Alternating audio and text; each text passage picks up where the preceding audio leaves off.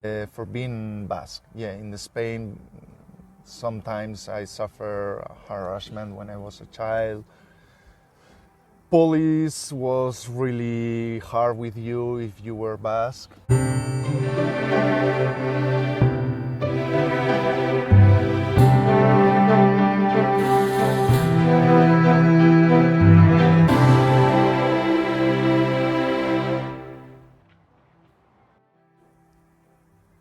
Hi everyone, my name is SOML and welcome back to another episode of Story of My Life. If you are new to the channel, please subscribe and like and share with your friends. Today with us we have Dr. Iker Echeverria. He's a historian, and in this episode we will talk about his upbringing in Spain and how that has impacted his life.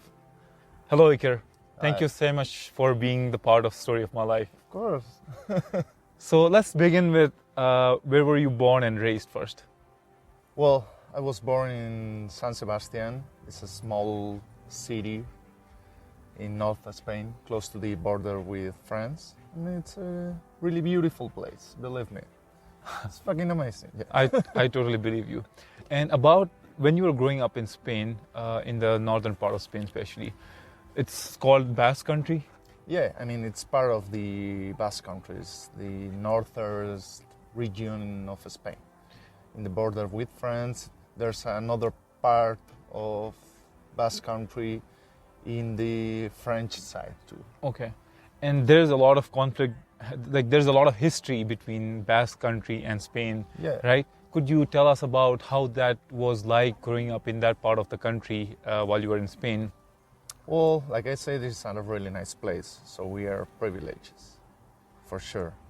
But yeah, looking for the, this political issue or problem, it was not for me because, I was a normal kid, my family, my mom, she was a normal mother, but there were people involved in this kind of conflict, so yeah, it was really hard with a terrorist party or, terrorist group, the government, the Spanish government. It was a really bad conflict. Since you are a historian, Dr. Echeverria is a doctor and he has his PhD in history, and he is currently doing his postdoc at University of Nevada, Reno. So he's looking at the history of Basque country and especially related to females. So could you please tell us about what your research is and what are you specifically studying right now? Sure.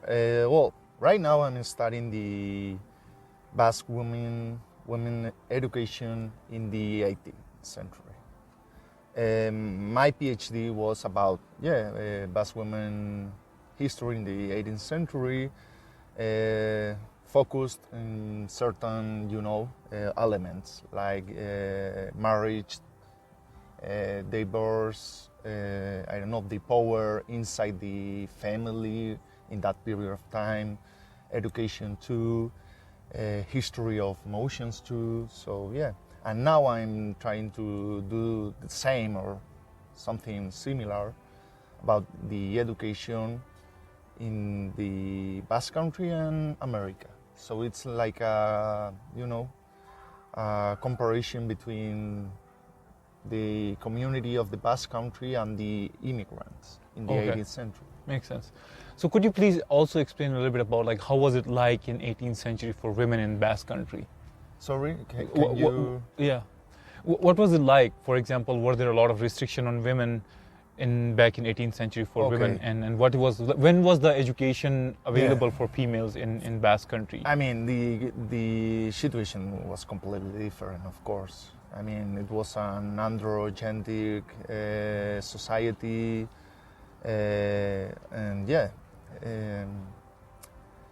females, well, depends on your status. That's the first main thing. If you are rich in that period of time, you can, develop yourself with some skills as a woman, especially writing, reading, music, and of course religion. It was the main thing. But most of the people, most of women, they were, educated to be a good, I don't know, Housewife? housewife, and mother.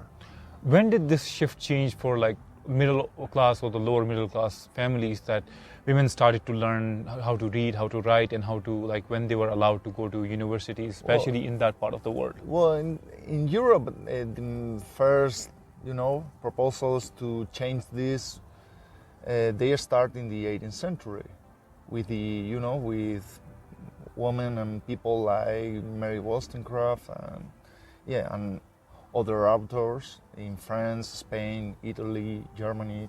But it was the roots are over there, right? Mm-hmm. But then in the 19th century and the 20th century it starts developing the women, scholar and education. But it's a late process. I mean, comparing with men, of course. Since you're a historian, how do you see the conflict between the Spanish government and the Basque country people? Like, if you could tell me about, like, from a historian's perspective, as well as being a Basque perspective, like, how do you see this conflict between the Basque country people and the Spanish government? Well, you have to know, first of all, that Basque country always had their own laws. Okay. From, I don't know, at least from the 14th century. Okay. So he always had, or the territories of the Basque country had their own laws. Okay. Okay. And then with the, the liberal movements and democracy and blah, blah, blah, the conflict changed. But the thing is that the Basque country always had their own laws and their own language, culture, and inside Spain. Okay. The thing is that in the 19th century in Europe, we start developing the nationalism. Okay. In Germany, Italy, France, Spain, Basque country, Scottish people, I mean, in a lot of regions of Europe. And after that, well, a lot of people, not all of people, of course, but a lot of people from the Basque country starts, demanding or the independence or, the autonomy of the Basque country as a country. Yeah. Okay. And how do you see this conflict? Basically, like, there are a lot of people who were involved in the freedom fighting for the Basque country. Some of them were violent. For example, they used guns and all of that stuff, right? And bombs and they kidnap a lot of people. Yeah. So when did this start, and when did this conflict between, like, the Spanish government and the Basque country stopped, and how this has changed over the time? Well, everything starts with the Spanish dictator, Franco. Okay. He was a fascist. Okay. And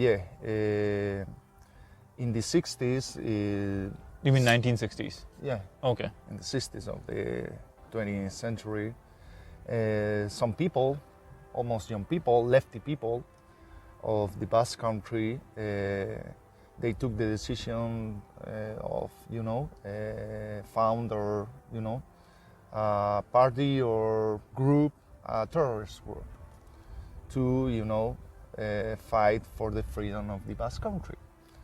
And they start killing people and kidnaps, everything. But the government react doing the same. Not in the same number, of course.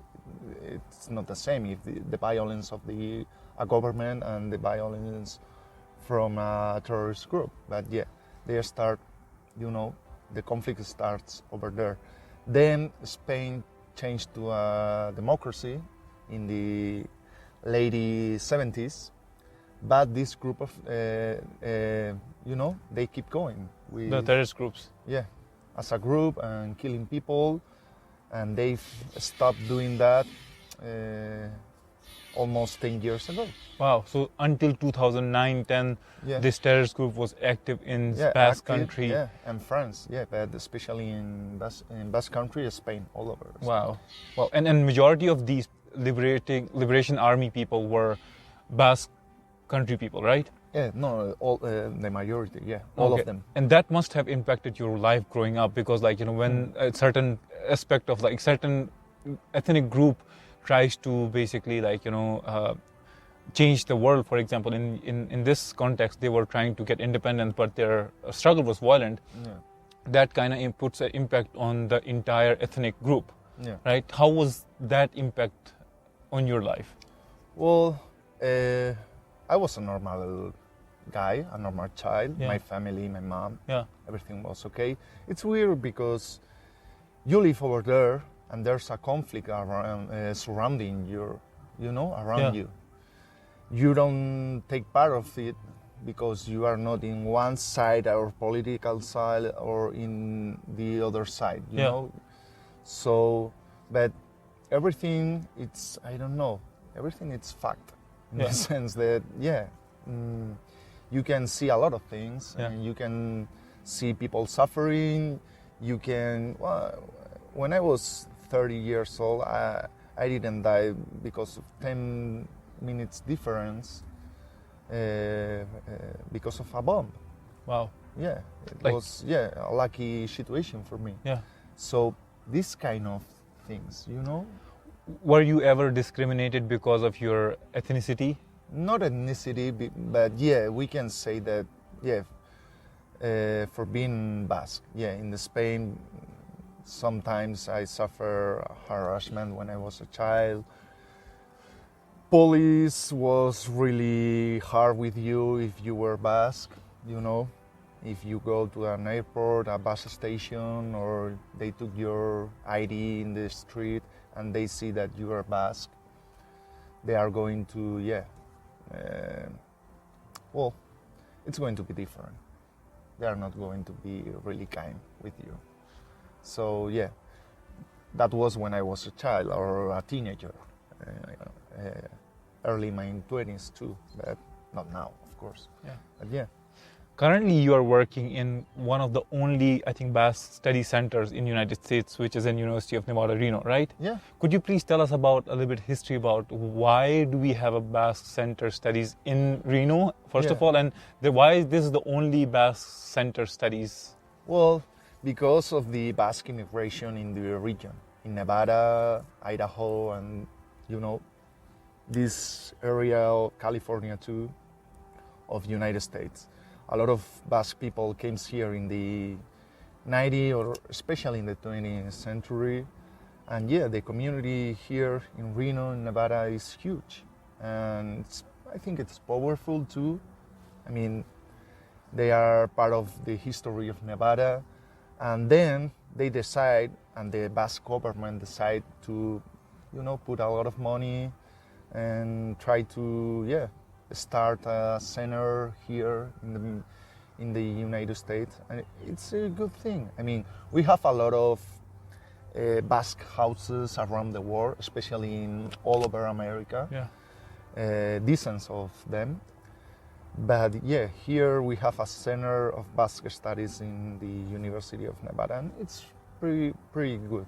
Not only for the Basque country, it's good for Nevada too. Yeah, I agree.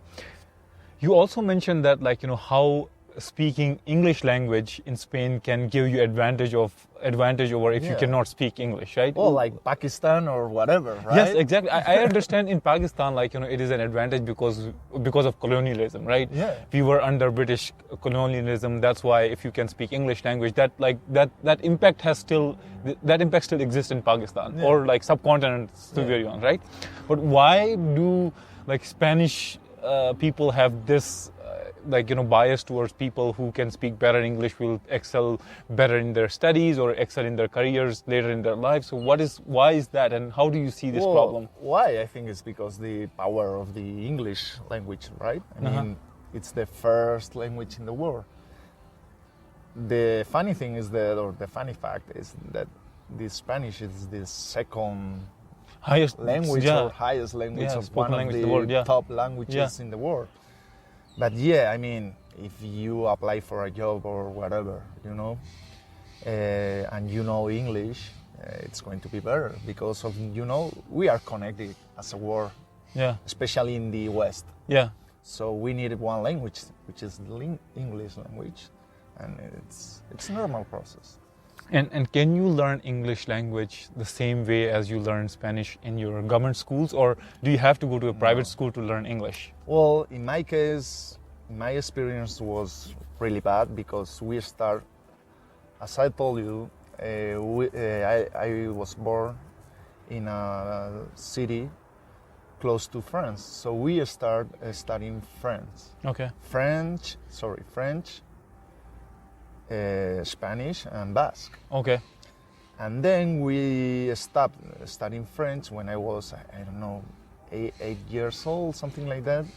And we start learning English. So it was weird. Now, I mean, the quality of the English in my school, it's pretty nice, but not the best. And sometimes a lot of people goes to private schools or academies to learn more English, and my English is really biased, really bad. But now I'm improving it, and I'm happy for that. And it's good to learn English. So you have been living in Reno for almost 4 or 5 months now. Yeah. How is your experience being in the United States? Like, is it your first time here living in America for this long? And how has that, changed your perspective of America since you have been living here? Well, I don't know if my opinion or my perspective is changing, because you and I, we know that we grew up with the American culture. Yeah. Cinema, music, in general. Yeah. So when you came here, you think or that you are living in a film or a kind of film. Yeah. Those things that Do you feel the same way? Yeah. I feel the same way. Yeah. So because this is what we saw when we were childs. But no, it's for me as an European, it's really easy to live here. I mean, we have a lot of common things. Sometimes the lifestyle is different between, of course, between Spain and United States, but I mean, it's pretty easy. I mean, society is we are part of the West. Yeah. So it's pretty easy to Okay. live here, and it's okay. Making I friends was easier for you. It was not that hard to communicate with people or interact with people at all. Yeah. Okay, that's nice. Yeah. So before we finish this interview, I would like to ask you about one last question.